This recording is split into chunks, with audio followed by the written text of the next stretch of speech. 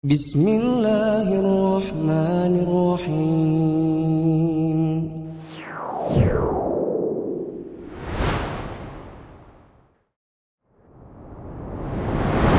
Bismillahirrahmanirrahim. Assalamualaikum warahmatullahi wabarakatuh.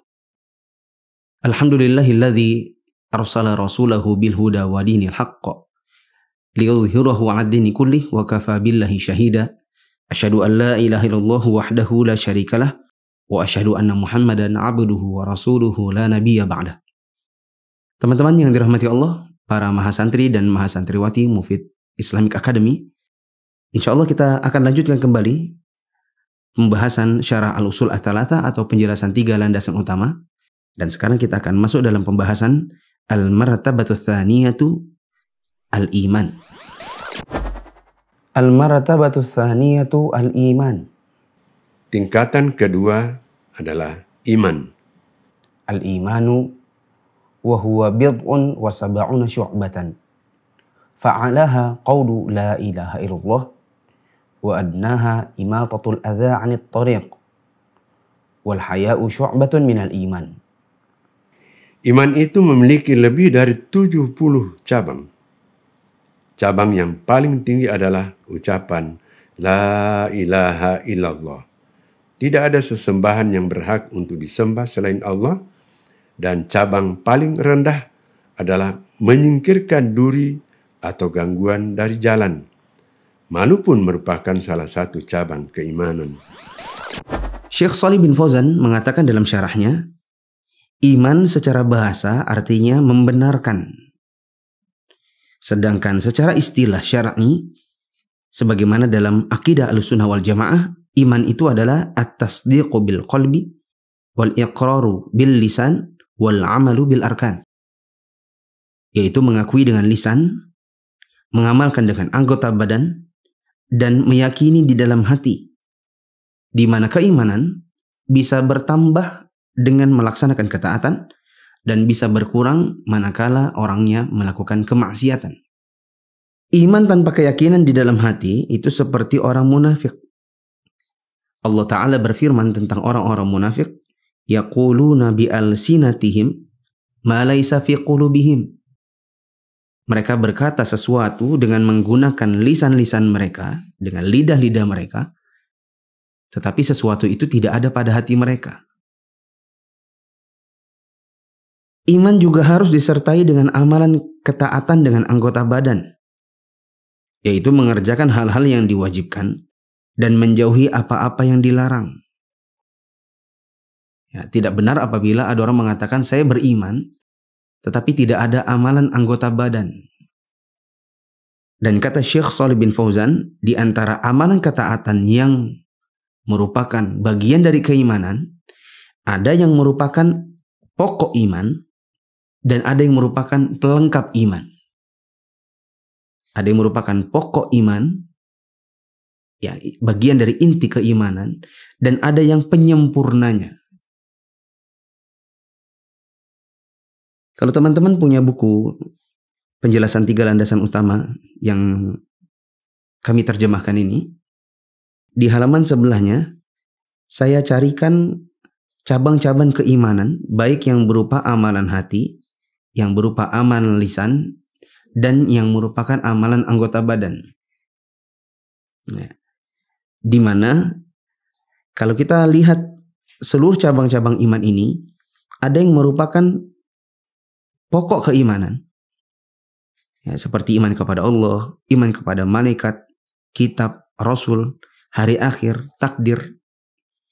Dan ada yang merupakan pelengkap, yaitu penyempurna, seperti bersedekah, menepati janji, berkasih sayang. Yang kalau ada cabang seperti ini dalam diri seseorang, maka imannya semakin sempurna.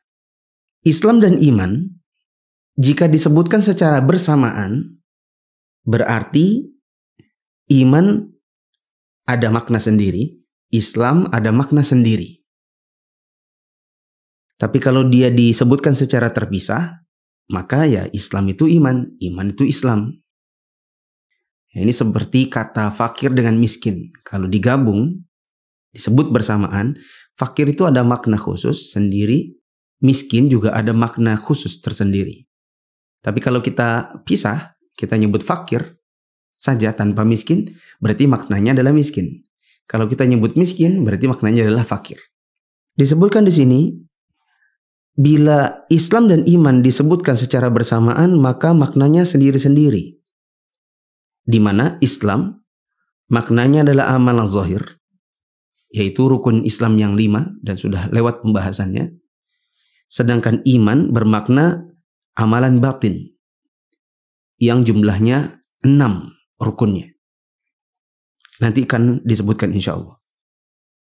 Dan keduanya, baik amalan zahir atau amalan yang nampak, maupun amalan yang batin, yang tidak nampak, keduanya harus ada pada diri seseorang, supaya dia menjadi orang yang Islam lagi beriman. Disebutkan oleh Syekh Shalih bin Fauzan di sini, iman memiliki lebih dari 70 cabang. Sebagaimana disebutkan dalam hadis Nabi sallallahu alaihi wasallam, al-imanu bid'un wa sab'un au bid'un wa sittuna syu'bah. Iman itu memiliki 70-an atau 60-an cabang. Fa afdaluha qaulu la ilaha illallah wa adnaha imatatul adza 'anit thariq wal haya'u syu'batun minal iman. Cabang iman yang paling tinggi adalah ucapan la ilaha illallah, tidak ada sesembahan yang berhak disembah selain Allah, dan cabang yang paling rendah adalah menyingkirkan duri atau gangguan dari jalan, dan malu merupakan salah satu dari cabang iman. Hadis ini hadis yang sahih riwayat Bukhari dan Muslim.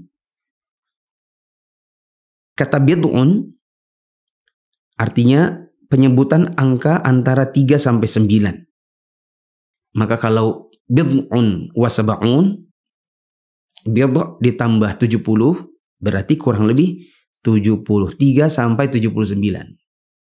Dalam riwayat yang lain bid'un wa sittun, bid' tambah 60 berarti kurang lebih 63-an cabang sampai 69-an cabang. Adapun yang saya kumpulkan sebagai catatan kaki di sini ada 69. Nah, saya tidak akan rincikan 69 ini karena terlalu panjang. Teman-teman bisa membaca di buku yang sudah kami terjemahkan ini. Tapi saya sebutkan saja bahwa cabang iman, cabang terbesarnya ada 3. Amalan hati, amalan lisan, dan ada amalan anggota badan. Disebutkan dalam catatan kaki ini, amalan hati ada 24 cabang. Sedangkan amalan lisan ada 7 cabang. Adapun amalan anggota badan ada 38 cabang. Yang 38 cabang ini dibagi lagi menjadi 3 model. Yaitu cabang yang berkaitan dengan individu ada 15 cabang. Cabang yang berkaitan dengan hak pengikut ada 6 cabang. Dan cabang yang berkaitan dengan urusan umum ada 17 cabang. Sehingga kalau di total jumlahnya adalah 69. Wallahu a'lam bishawab. Disebutkan oleh Syekh Shalih bin Fauzan, cabang iman yang paling tinggi adalah ucapan la ilaha illallah. Tidak ada sesembahan yang berhak untuk diibadahi dengan benar kecuali Allah. Dan ini merupakan puncak keislaman dan keimanan. Cabang iman yang paling rendah adalah menyingkirkan duri atau gangguan dari jalan. Seperti batu, duri, atau hal-hal apapun yang bisa menyakiti manusia. Syekh Shalih bin Fauzan menambahkan, meletakkan gangguan dan hal-hal yang dapat menyakiti manusia di jalan adalah diharamkan di dalam Islam karena dapat mengganggu dan membahayakan orang yang melaluinya. Ya, karena menyingkirkan gangguan dari jalan adalah cabang keimanan, berarti sengaja meletakkan gangguan di tengah jalan itu bisa mengurangi keimanan. Diberikan contoh di sini, memarkir kendaraan di tengah jalan. Contoh ada komplek yang rumahnya itu kecil-kecil, tanahnya cuma misalnya 7 kali 11. Ada orang punya mobil 2.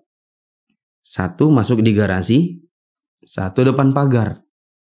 Sementara lebar jalan gang itu hanya 4 meter. Kita bayangkan kalau ada tetangga berdepanan rumah, punya logika yang kurang lebih sama. Gampang. Kita bisa parkir di depan rumah. Maka jalanan 4 meter diisi 2 mobil berjajar. Bagaimana kira-kira di tengah? Sempit. Ya. Orang mau melalui jalan itu nggak bisa. Sehingga ada juga yang mengatakan, siapkan carport di depan rumah Anda, baru Anda beli mobil. Supaya Anda tidak meletakkan mobil itu di tengah jalan dan memarkir kendaraan menyempitkan orang. Ada lagi orang karena tanahnya kecil, akhirnya moncong mobilnya makan setengah jalan. Ya. Bahkan ada lagi yang membuat pagar karena nggak cukup nih buat mobilnya, pagarnya dibelokkan ke depan. Akhirnya orang nggak bisa jalan karena ada moncong pagarnya. Ini diantara cermin-cermin orang yang meletakkan gangguan di tengah jalan dan menyusahkan orang lain. Contoh yang lain, mengalirkan air dari rumah ke jalan. Ini sering dilakukan oleh sebagian orang yang cuci mobil atau cuci motor, tapi depan rumahnya nggak ada paritnya. Jadi airnya ngalir ke jalan. Karena jalan itu akhirnya basah, dilalui oleh motor, dilalui mobil. Lama-lama semennya tergerus. Lama-lama jadi kubangan air. Turun hujan, dilalui ban-ban dan akhirnya tambah bolong, tambah rusak jalanan. Maka kalau kita mau bikin rumah, siapkan juga parit di depan halaman rumah untuk menahan air mengalir dari halaman kita ke jalanan. Contoh yang lain, melempar batu, besi, dan kayu ke tengah jalan, membuat lubang di tengah jalan. Ada perbuatan sebagian orang yang karena punya usaha misalnya tambal ban, lalu dia sengaja melempar paku beberapa kilo dari tempat usahanya supaya di sana ada orang pecah ban lalu mampir ke tempatnya. Ya, memperbaiki ban di tempat usahanya. Ini adalah cermin orang yang kurang iman karena justru meletakkan gangguan di tengah jalan. Sering juga kita dapati ada sebagian orang yang karena ingin menyalurkan aspirasi kelompok atau kepentingan pribadi dan golongan, sengaja meletakkan ban di tengah jalan, lalu dibakar. Nah, kita sering menamakannya demonstrasi. Sementara yang punya kepentingan yang sama, itu tidak setiap orang. Lalu orang yang tidak punya kepentingan, atau orang yang juga memiliki kepentingan yang juga harus didahulukan, seperti orang mau ke rumah sakit, ibu hamil yang sudah hampir melahirkan, jadi terhalang karena ban-ban yang dipasang di tengah jalan dan dibakar dan mereka tidak bisa melewatinya. Nah, wallahu a'lam bishawab. Kata Syekh Shalih bin Fauzan di sini, menyingkirkan gangguan dari jalan menunjukkan adanya iman, berarti meletakkan gangguan di jalan menunjukkan kekufuran kecil pada diri pelakunya, yaitu kekurangan iman. Malu pun merupakan salah satu cabang iman. Hanya saja, malu ada yang terpuji dan ada yang tercela. Malu yang terpuji adalah malu yang mendorong seseorang untuk melakukan kebaikan dan mencegahnya berbuat keburukan. Ini malu terpuji. Sedangkan malu yang tercela adalah yang justru mencegahnya dari berbuat kebaikan. Seperti malu menuntut ilmu.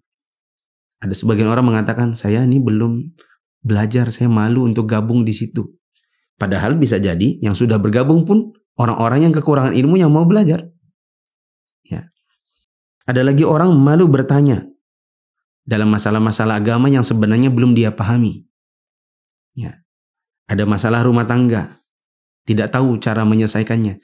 Dia malu untuk bertanya kepada ahli ilmu, akhirnya yang ditempuh langsung bercerai, langsung mengucapkan kata talak. Ya. Nah, terakhir, hadis tentang cabang iman di atas merupakan dalil yang digunakan oleh para ulama untuk mendefinisikan iman sebagai pengakuan dengan lisan, pengamalan dengan anggota badan, dan keyakinan dalam hati. Hadis yang mana? Hadis yang tadi. Al-imanu bid'un wa sab'un atau bid'un wa sittun. Fa afdaluha qawlu la ilaha illallah wa adnaha imatatul adha 'anit tariq wa al-haya syu'batun minal iman. Ucapan la ilaha illallah yang merupakan cabang tertinggi, ini adalah dalil bahwa iman itu berkaitan dengan pengucapan dengan lisan. perkataan Nabi SAW menyingkirkan gangguan dari jalan, imatatul adza 'anit thariq, ini menunjukkan bahwa iman juga berkenaan dengan perbuatan anggota badan. Sedangkan perkataan Nabi, al-haya syu'batun minal iman, malu adalah sebagian dari iman, itu merupakan dalil bahwa iman berkaitan dengan amalan hati. Sehingga iman baru benar apabila mengumpulkan 3 hal tadi. Mengakui dengan lisan, atau diucapkan dengan lisan, meyakininya dengan hati, dan mengamalkannya dengan anggota badan. Wallahu a'lam bishawab. Sekarang kita akan masuk dalam rukun-rukun iman. Wa arkanuhu sittatun kama fil hadits an tu'mina billahi wa malaikatihi wa kutubihi wa rusulihi wal yaumil akhiri wa tu'mina bil qadari khairihi wa syarrihi. Rukun iman ada 6, sebagaimana yang disebutkan dalam hadis. Pertama, beriman kepada Allah. Yang kedua, beriman kepada para malaikatnya. Yang ketiga, beriman kepada kitab-kitab yang diturunkannya. Yang keempat, beriman kepada para rasul yang diutusnya. Kelima, beriman kepada hari akhir. Dan yang keenam, beriman kepada takdirnya, yang baik maupun yang buruk. والدليل على هذه الأركان الستة قوله تعالى. Dalil yang melandasi rukun yang 6 di atas adalah firman Allah Ta'ala. ليس البر أن تولوا وجوهكم قبل المشرق والمغرب ولكن البر من آمن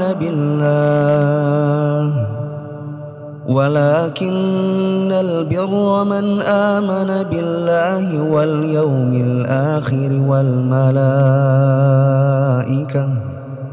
والملائكة والكتاب والنبيين. Bukanlah menghadapkan wajahmu ke arah timur dan barat itu suatu kebajikan. Akan tetapi sesungguhnya kebajikan itu ialah beriman kepada Allah, hari akhir, malaikat-malaikat, kitab-kitab dan nabi-nabi. Quran Surah Al-Baqarah ayat 177. Wa dalilul qadari qauluhu ta'ala. Adapun dalil tentang takdir adalah firman Allah Ta'ala. Inna kulla syai'in khalaqnahu biqadar. Sesungguhnya kami menciptakan segala sesuatu dengan takdirnya. Quran Surah Al-Qamar ayat 49. Kata Syekh Shalih bin Fauzan, iman memiliki rukun dan cabang. Dan rukun iman berarti bagian pokok yang harus ada pada iman, yang jika hilang salah satunya maka iman menjadi hilang. Adapun cabang iman, dia merupakan penyempurna iman, di mana cabang iman bisa jadi hukumnya wajib dan bisa jadi hukumnya adalah mustahab atau dianjurkan. Tadi saya sempat sebutkan, ada yang namanya pokok iman, contohnya rukun-rukun iman. Sempat saya sebutkan rincian-rinciannya. Ada juga yang cuma penyempurna iman. Bila dikerjakan, maka semakin sempurna iman. Semakin melalaikannya, semakin berkurang kadar keimanan. Ya. Ini yang disebutkan sebagai pokok iman dan cabang iman. Jika seseorang meninggalkan cabang iman yang bersifat wajib, contohnya berbakti kepada orang tua, maka imannya tidak serta-merta hilang. Dia hanya dikatakan kehilangan penyempurna iman yang sifatnya wajib. Sehingga dengan demikian, dia menjadi orang muslim, mukmin tetapi fasik. Dikarenakan imannya berkurang. Jika seseorang melakukan perbuatan yang diharamkan seperti minum khamr, berjudi, berzina, dan dosa besar lainnya, maka dia tidak serta-merta menjadi kafir, tetapi dia dikatakan orang yang bermaksiat dan imannya menjadi berkurang atau menjadi fasik. Dikarenakan dia hanya kehilangan penyempurna iman, bukan kehilangan pokok iman. Syekh Shalih bin Fauzan juga mengatakan bahwa keyakinan bahwa iman itu ada pokok dan ada pelengkap. Bila melakukan ketaatan yang sifatnya wajib, maupun yang sifatnya sunnah, maka imannya bertambah. Bila melarikannya, imannya berkurang. Bila melakukan dosa besar, maka imannya berkurang. Orangnya menjadi fasik, tapi tidak otomatis keluar dari Islam. Keyakinan seperti ini adalah keyakinan Ahlus Sunnah wal Jamaah, yang membedakan Ahlus Sunnah wal Jamaah dengan keyakinan Khawarij dan Mu'tazilah yang sesat. Karena orang Khawarij mengkafirkan siapapun yang melakukan dosa besar, dan mereka menganggap orang-orang itu langsung keluar dari Islam. Sedangkan Mu'tazilah mengatakan bahwa pelaku dosa besar itu berada di antara dua posisi, bukan mukmin, bukan kafir. Maksudnya begini teman-teman. Contohnya ada orang berzina. Menurut akidah Ahlussunnah wal Jamaah, orang ini menjadi fasik. Imannya berkurang. Menurut Khawarij, orang ini kafir.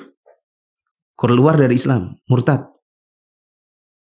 Berbeda lagi dengan orang Mu'tazilah, pelaku zina seperti itu dikatakan bukan mukmin, bukan pula kafir. Dia berada di antara dua posisi. Fi manzilatin baina manzilatain. Ya. Ala kulli hal, mungkin ini agak rumit sedikit bagi teman-teman yang baru belajar.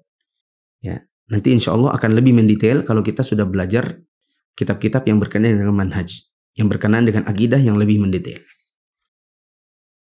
Ahlus Sunnah wal Jamaah juga meyakini bahwa iman itu bisa bertambah. Dalil bahwa iman itu bisa bertambah adalah firman Allah Ta'ala, innamal mu'minuna alladhina idza dzukirallahu wajilat qulubuhum wa idza tuliyat alaihim ayatuhu zadathum imana wa ala rabbihim yatawakkalun. Sesungguhnya orang-orang yang beriman adalah orang yang bila disebutkan nama Allah maka bergetar hati mereka, dan bila dibacakan ayat-ayatnya maka bertambah keimanan mereka. Ini menunjukkan bahwa iman itu bisa bertambah. Ya. Ahlus Sunnah wal Jamaah juga meyakini bahwa iman itu bisa berkurang. Dalil bahwa iman bisa berkurang adalah hadis Nabi SAW, man ra'a minkum munkaran falyughayyirhu biyadihi fa illam yastati' fa bilisanihi fa illam yastati' fa biqalbihi wa dzalika adhaful iman. Barang siapa di antara kalian melihat kemungkaran, maka hendaklah dia mencegah dengan tangannya. Jika dia tidak mampu maka dengan lisannya. Jika tidak mampu maka ingkari dalam hati, karena itu adalah selemah-lemah iman. Perkataan iman ada yang lemah itu menunjukkan bahwa iman juga ada yang kuat. Berarti kalau ada yang kuat dan ada yang lemah, berarti ada yang namanya berkurang dan ada yang namanya bertambah. Nah, dalil lainnya bahwa kalau ada sesuatu yang bisa berkurang, berarti dia bisa bertambah. Kalau ada sesuatu yang bisa bertambah, dia pasti bisa berkurang. Kalau ada yang bertanya, apa saja rukun iman? Maka jawabannya, rukun iman mencakup 6 hal. Pertama, iman kepada Allah. Yang kedua, iman kepada malaikat. Yang ketiga, iman kepada kitab-kitab Allah. Yang keempat, iman kepada Rasul yang diutus Allah. Yang kelima, iman kepada hari akhir. Dan yang keenam adalah iman kepada takdir Allah yang baik maupun yang buruk, dan insya Allah masing-masingnya akan kita detailkan pada video yang berikutnya. Sebagai penutup video ini, kita ringkaskan beberapa hal. Pertama, bahwa iman secara bahasa artinya membenarkan. Adapun secara istilah menurut akidah Ahlussunnah wal Jamaah mencakup 3 hal. Pengakuan dengan lisan, keyakinan dengan hati, dan pengamalan dengan anggota badan. Iman ini bisa berkurang, bisa bertambah, berkurang dengan kemaksiatan, dan bertambah dengan melakukan ketaatan. Iman juga harus disertai dengan keyakinan dengan hati, karena bila tidak, maka itu menjadi seperti orang munafik. Iman juga harus disertai dengan amalan anggota badan. Tidak cukup hanya meyakini dan mengucapkan dengan lisan, tetapi harus juga dengan pengamalan anggota badan. Amalan dengan anggota badan ada yang sifatnya pokok iman, dan ada yang sifatnya pelengkap atau penyempurna iman. Islam dan iman bila disebutkan bersamaan, berarti Islam adalah rukun Islam atau amalan zahir, sedangkan iman adalah rukun iman yang 6, yang merupakan amalan batin. Tapi bila Islam dan iman disebutkan secara terpisah atau disebutkan secara tersendiri, berarti iman yang dimaksud adalah mencakup Islam, dan Islam mencakup iman. Iman memiliki 70-an cabang. Ada riwayat yang menyebutkan 73 sampai 79 dan ada riwayat 63 sampai 69. Sedangkan di dalam buku, di dalam catatan kaki yang kami cantumkan, jumlahnya ada 69. Cabang iman tertinggi adalah ucapan la ilaha illallah, dan cabang iman yang paling rendah adalah menyingkirkan gangguan dari jalan. Malu termasuk di antara cabang iman. Apabila seseorang meletakkan gangguan di tengah jalan, maka itu menunjukkan kurangnya iman. Sebagai konsekuensi dari perkataan Nabi SAW bahwa menyingkirkan gangguan dari jalan adalah bentuk cabang iman. Di antara contoh orang meletakkan gangguan di jalan adalah meletakkan batu, kayu, paku, bahkan yang juga banyak dikerjakan kaum muslimin atau masyarakat kita, yaitu memarkir kendaraan secara sembrono di tengah jalan, menyempitkan jalanan orang, mengalirkan air ke jalanan, meletakkan perkara kas pribadi di jalanan, ya, dan lain-lain. Oh ya, ada contoh yang tidak saya sebutkan tadi. Misalnya seseorang memiliki outdoornya AC, yang outdoornya ini memakan badan jalan. Malu juga merupakan cabang keimanan, tapi malu ada yang terpuji dan ada yang tercela. Yang terpuji adalah yang mendorong seseorang untuk melakukan kebaikan dan menjauhi keburukan. Sedangkan malu yang tercela adalah malu yang justru menjauhkan dia dari kebaikan. Ringkasan yang terakhir, bahwa hadis tentang cabang iman, tertingginya adalah la ilaha illallah, terendahnya adalah mengikirkan gangguan dari jalan, dan malu adalah bagian dari iman, sehingga iman baru benar apabila mengumpulkan 3 hal tadi. Keyakinan dalam hati, pengucapan dengan lisan, dan amalan dengan anggota badan. Diwakili oleh ucapan la ilaha illallah, menyingkirkan gangguan dari jalan, dan rasa malu yang merupakan amalan hati. Subhanakallahumma wa bihamdika, asyhadu an la ilaha illa anta, astaghfiruka wa atubu ilaik.